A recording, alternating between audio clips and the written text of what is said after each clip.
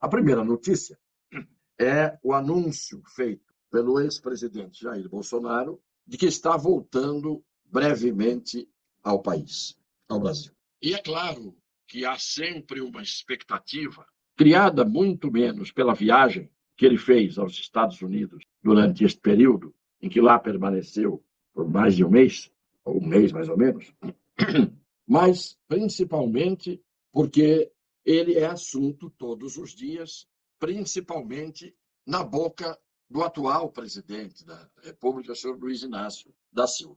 Em 16 discursos feitos, 16 pronunciamentos feitos pelo atual presidente Luiz Inácio da Silva, em 14 ele falou do ex-presidente Jair Bolsonaro, que parece ser uma fixação, uma obsessão, ou, no mínimo, falta de assunto, porque ele deveria estar falando outras coisas na medida que ele foi proclamado eleito pelo Tribunal Superior Eleitoral.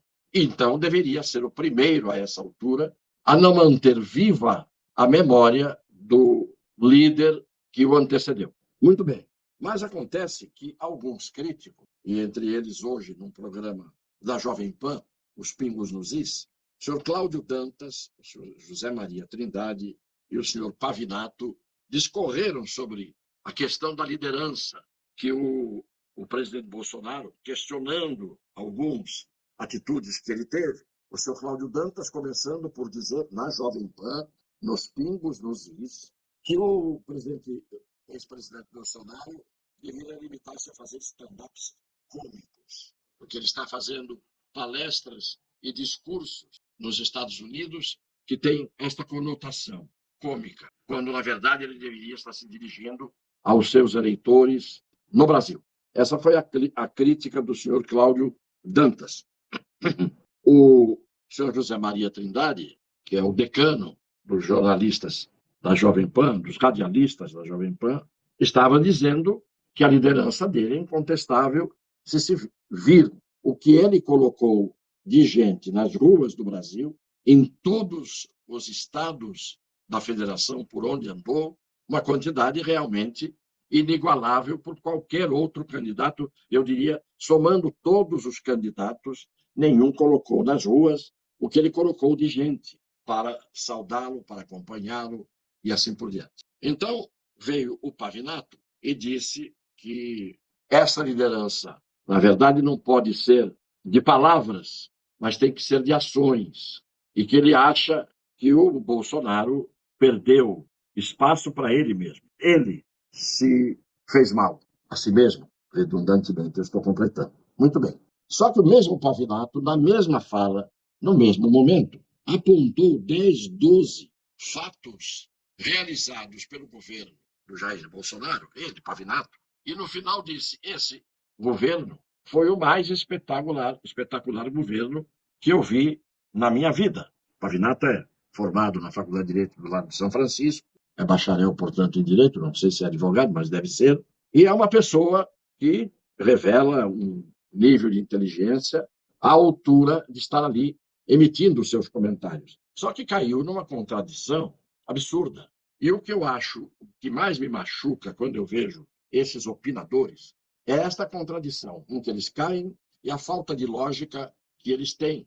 A lógica não se mantém do início ao final do discurso. A lógica não se mantém. Por que não se mantém?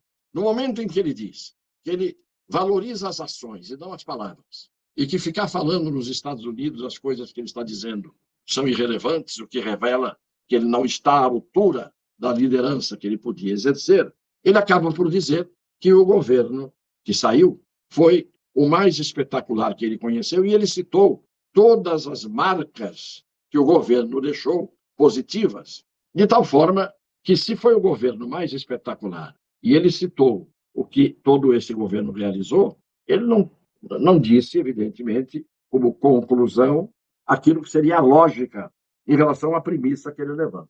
Ele parte de uma premissa e conclui ao avesso do que a premissa revelava. Mas, mais do que isso, não é apenas a falta de lógica. O absurdo é reconhecer que o presidente atraía as massas e que não se aproveitou disso.